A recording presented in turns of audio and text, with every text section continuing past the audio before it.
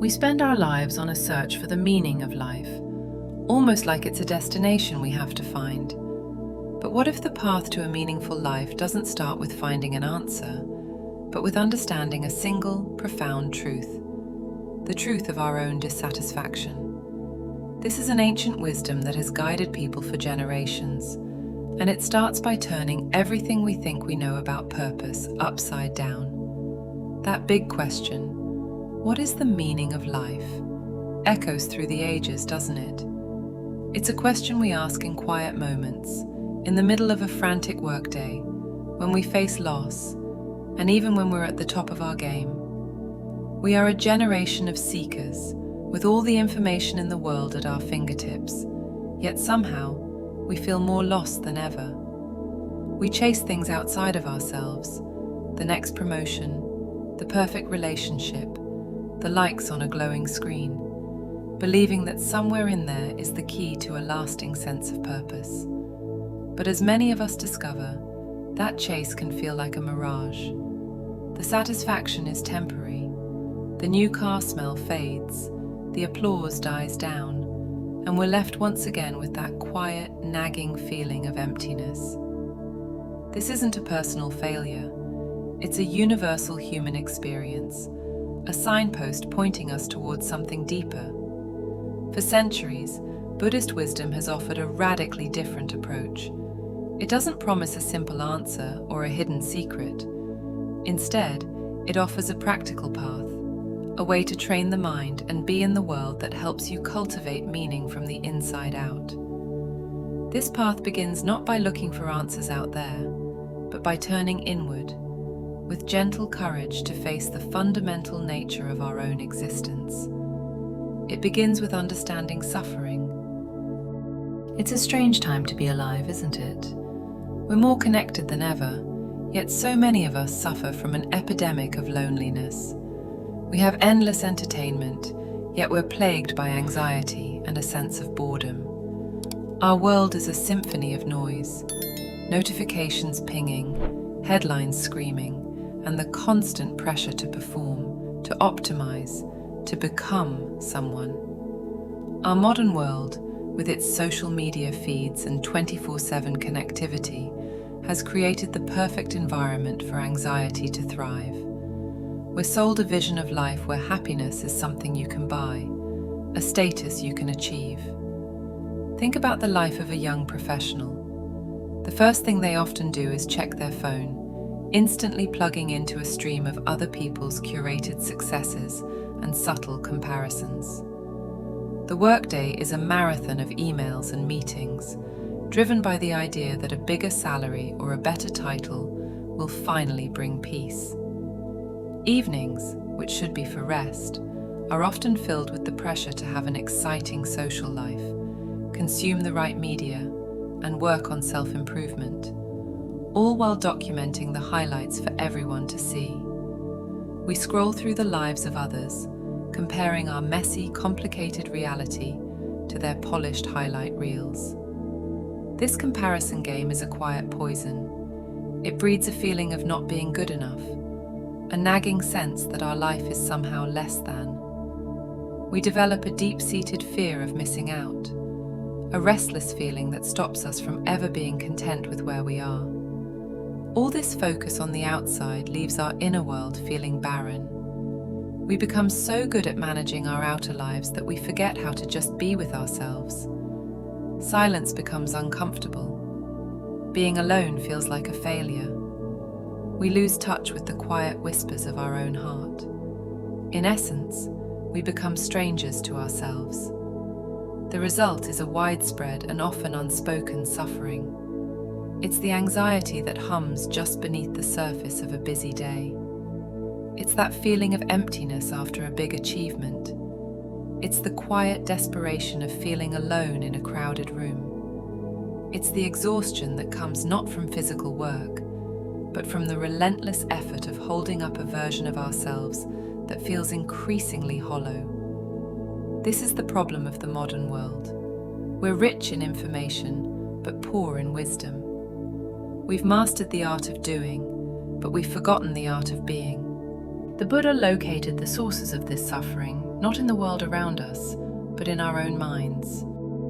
This feeling of dissatisfaction, this background hum of anxiety, isn't a modern invention. It's a fundamental truth of being human, a truth the Buddha identified around 2,500 years ago. He gave it a name, dukkha. Dukkha is a Pali word often translated as suffering, but its meaning is much deeper. It's not just about obvious pain like getting sick or losing someone you love. It also points to a more subtle, pervasive sense of unsatisfactoriness that colors our lives.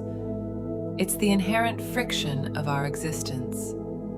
From a Buddhist perspective, there are two versions of the world in any given moment: the world as we want it to be, and the world as it actually is. Dukkha is the gap between those two worlds. To understand dukkha, we have to look at what Buddhism calls the three marks of existence. These aren't doctrines you have to believe, but realities you can observe in your own life.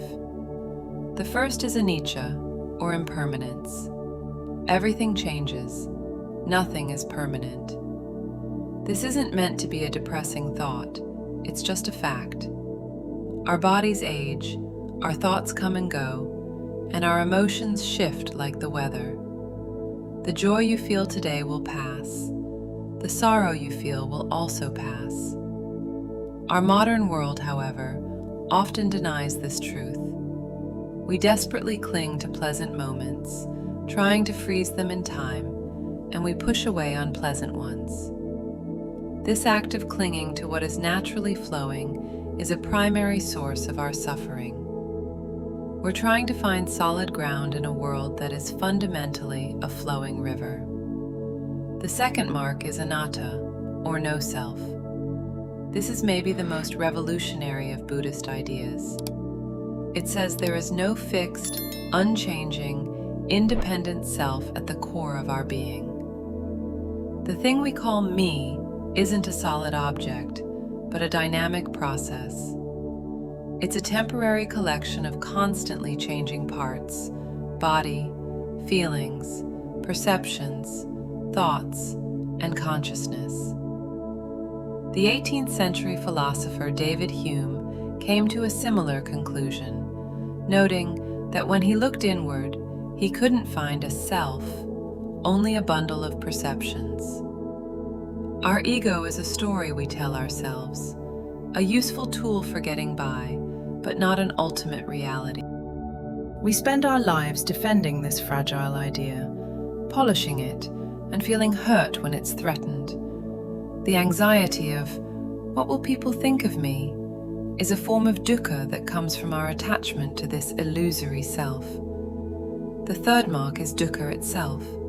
When we don't see the reality of impermanence, anicca, and no self, anatta, suffering is the inevitable result. When we crave for things to be permanent in a world of constant change, we suffer. When we cling to a fixed idea of me, while we are in a constant state of flux, we suffer. Our modern world can be a dukkha amplifier. It constantly encourages us to build a stronger, more impressive self. We're taught to seek happiness by getting more things and experiences, attaching our well-being to these impermanent things.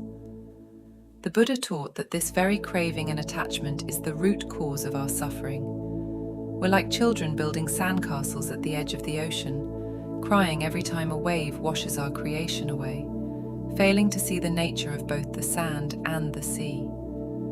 This is the deep unrest that defines our search for meaning. Once we've acknowledged the dissatisfaction in our lives, we're ready for a diagnosis. The Buddha presented this diagnosis in his first and most essential teaching, known as the Four Noble Truths. Think of it like a consultation with a master physician. The Buddha identifies the illness, explains its cause, confirms a cure is possible, and writes a clear prescription. The first noble truth, the truth of suffering, dukkha. This is the diagnosis.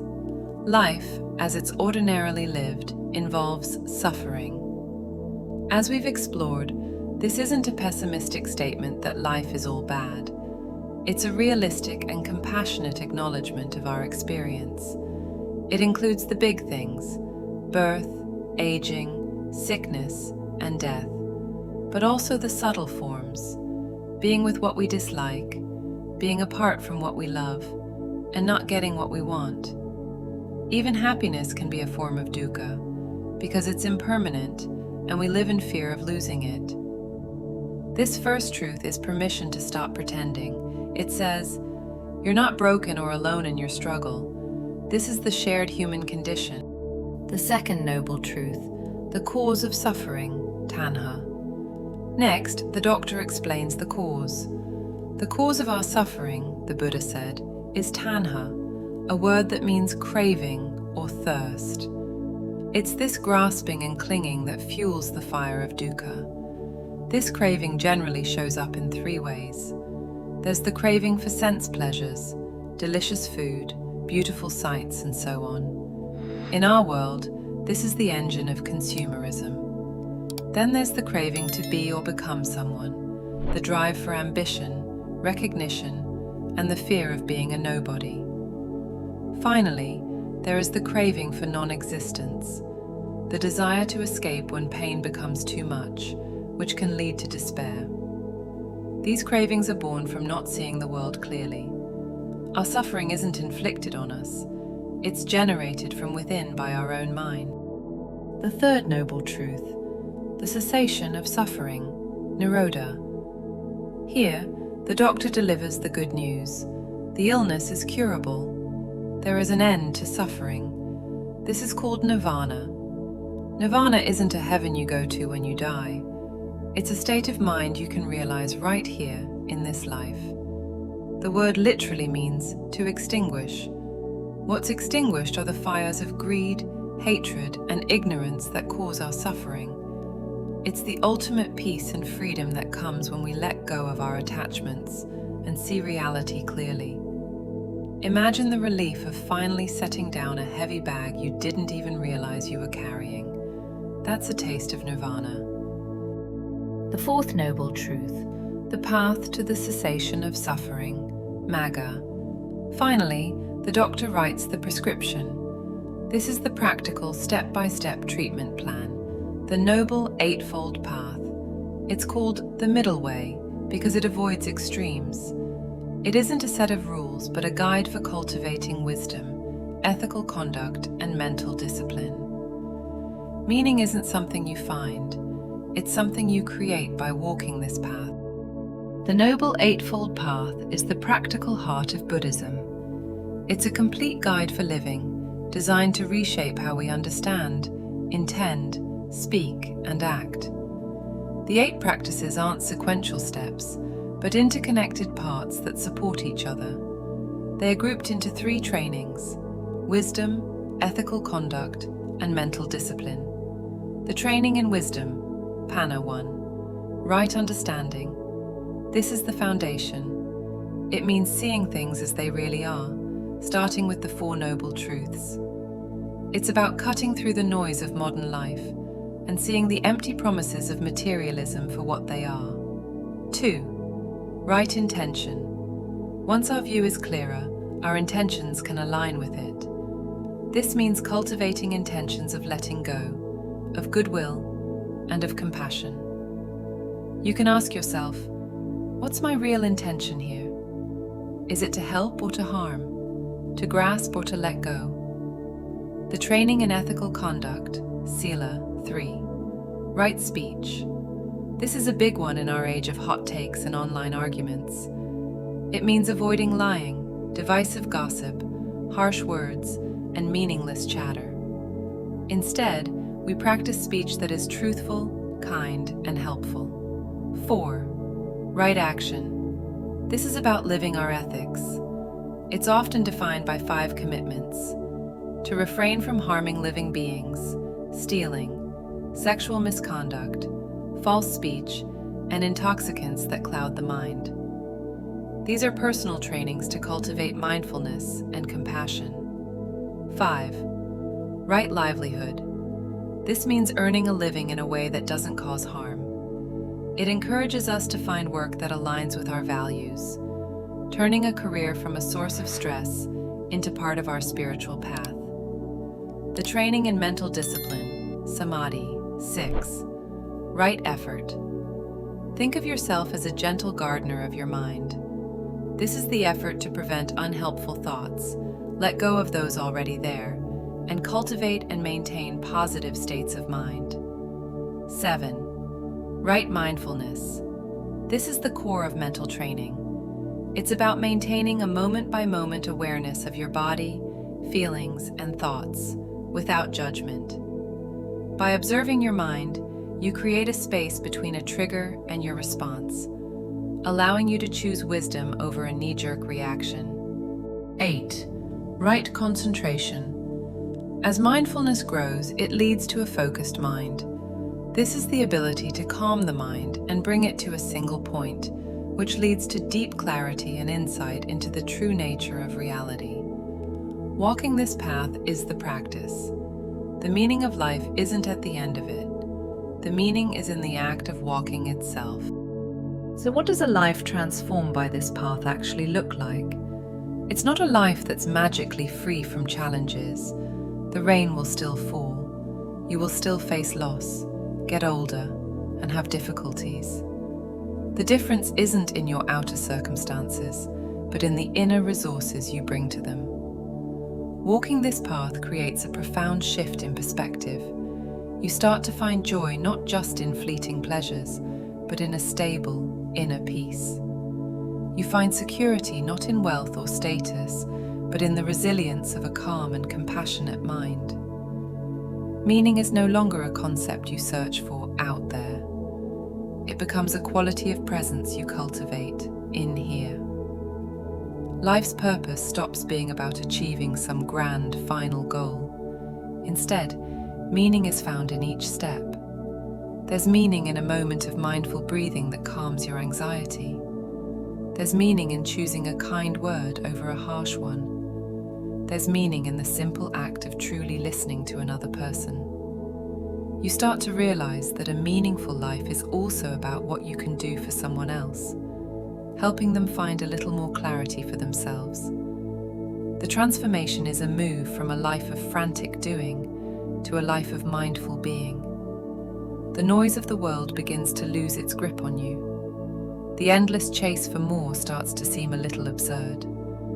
You discover a richness in simplicity and a deep, quiet joy in the present moment. This is the result of the path, a life of clarity, compassion, and profound, unshakable peace. So, we come back to that huge question: what is the meaning of life? The Buddhist perspective gently turns the question back to us. It suggests that maybe the question is based on a false premise. Life doesn't have a prepackaged meaning for us to find. Instead, life is an opportunity for us to create meaning. The path the Buddha showed is not about blind faith, but about direct experience. It starts with honestly admitting that our lives are marked by a deep dissatisfaction, or dukkha. It shows us that the cause is our own mind's craving, and it offers a message of incredible hope. This can end. The prescription is the Noble Eightfold Path, a lifelong training in how to live with wisdom, act with kindness, and cultivate a mind that is clear, calm, and free. The goal isn't to become perfect, but to become more aware, more compassionate, more awake. The meaning of your life is written in every conscious breath, every kind act, every moment you choose presence over distraction. It is found not at a destination, but in the journey itself. May you be peaceful. May you be happy. May you be free from suffering. If this ancient wisdom has resonated with you, subscribe to our channel for more guidance on the path to inner peace. May you walk it with courage and clarity.